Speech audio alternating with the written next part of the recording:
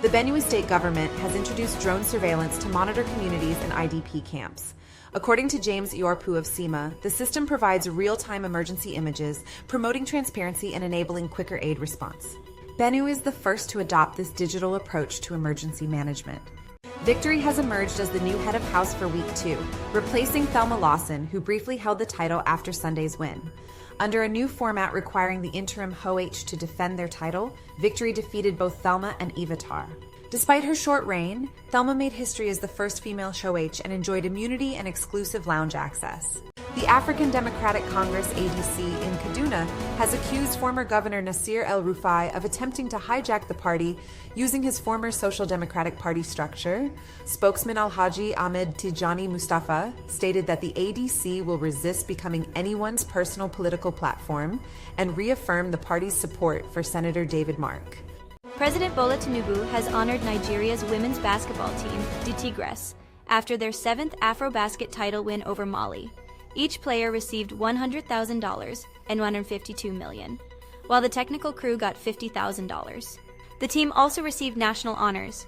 Presidential spokesman Bayo Onanuga defended the generous rewards.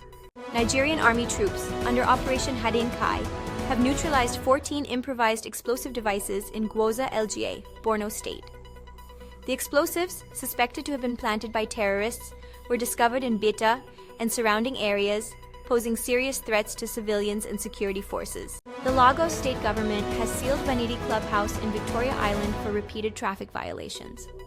Led by Last May, the enforcement followed the club's disregard for warnings and its role in causing gridlock and endangering commuters, violating the Lagos State Transport Sector Reform Law, 2018. The action is part of a wider crackdown on non-compliant venues. I'm fine with legal immigration. I like it. We need people, and I'm absolutely fine with it.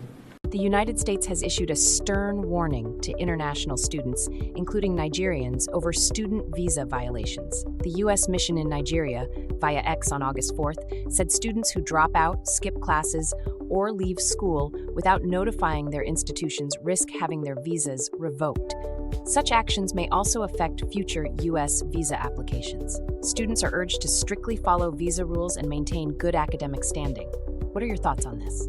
754,545 candidates representing 38.32% obtained credits and above in a minimum of 5 subjects, including English language and mathematics. 33.8% decrease in performance. That is, those who obtain credit and above in a minimum of 5 subjects, including English, language, and mathematics. WAEC has announced a sharp drop in performance for the 2025 WAES SSCE. Only 38.32% of nearly 2 million candidates passed with 5 credits, including English and maths, down from 72.12% in 2024. WAEC attributed the decline to stricter exam protocols that curbed malpractice. Over 192,000 results were withheld for cheating, while 22.9% are still being processed. What do you think? Mr. Speaker, as we've already heard, yesterday saw the largest mass execution in Saudi Arabia since January 2016, in which 37 people were killed. According to the official Saudi press agency, the men were executed, and I quote, for adopting terrorist and extremist thinking and for forming terrorist cells to corrupt and destabilize security.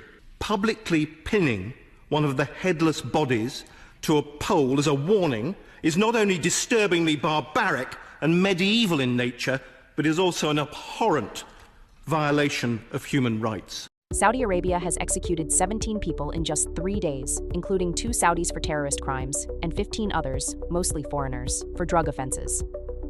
With 239 executions so far this year, the kingdom is on track to surpass last year's record of 338.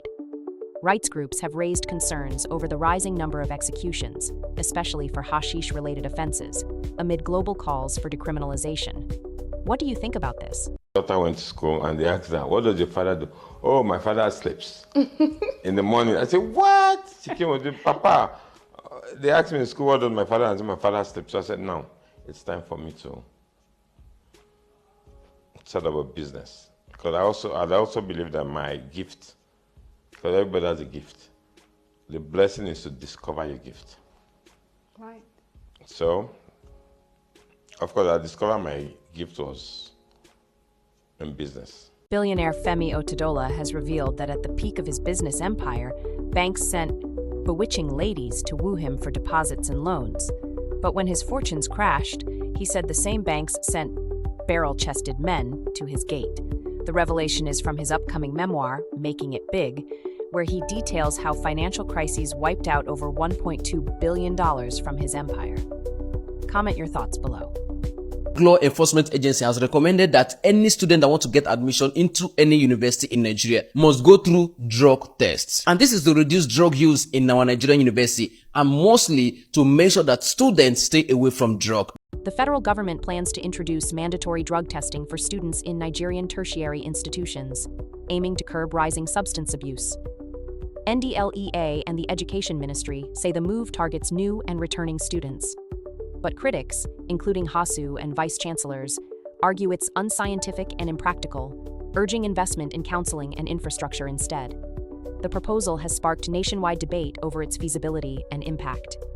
Do you agree with this? Can Nigerians trust that commitment of a single term from you? So I said it and I put it in capital. I don't need a day more than 4 years. In fact, the day before, Nigeria in those 4 years. It's not fair. I will show the direction of good governance. Peter Obi, Labour Party's 2023 presidential candidate, says he's surprised by the backlash over his promise to serve only one term if elected. In a statement, Obi insisted that 4 years is enough for sincere, accountable leadership. He dismissed claims of desperation, reaffirmed his clean political record, and stressed that leadership is about service, not ambition or entitlement. Do you agree with him? Former